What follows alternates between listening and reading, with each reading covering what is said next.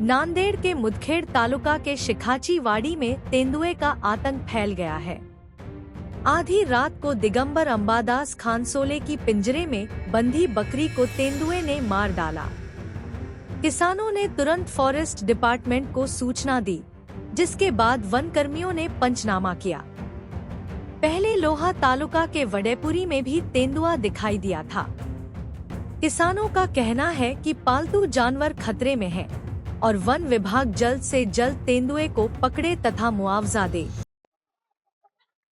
मी संजय अवतराव खानसोळे, गट नंबर 14 मध्ये अंबादास बापूराव खानसोळे यांच्या गट नंबर मध्ये पाळीव प्राणी, म्हशी, शेळ्या, कोंबडे, इतर पक्षी आहेत।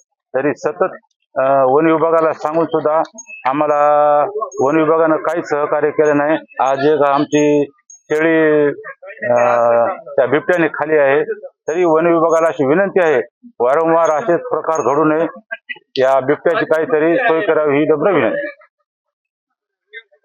शेळी रात्री अंदाजे 2-2:30च्या दरम्यान खाली असताना आमचे 2 भाऊ सोबत होते। त्यांना हाणण्याचा प्रयत्न केला, मात्र त्याच्यावर तो बिबट्या धावून आल्याच्या नंतर काठी लाट्या सर्व उपयोग करून सुद्धा धावून आला।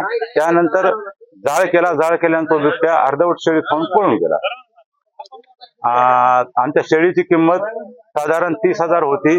तर आम्हाला असं वाटते की काय पाळीव प्राणी, ढोरं, गुरं, म्हशी पाळाव का विकून टाकाव हा प्रश्न निर्माण झाला आहे। काय म्हणायचं, आता पाळीव प्राणी आम्ही आमचे म्हशी, ढोरं विकाव की काय बिबटेच पाळाव, त्याचे पिल्ले कोणी नाही आले। मागं वन विभागीय अधिकाऱ्याला आम्ही पिल्ल्याचं सुद्धा त्या संदर्भात चांगलं होतं, त्या पिल्ल्याचा बंदोबस्त केला नाही, काहीच नाही।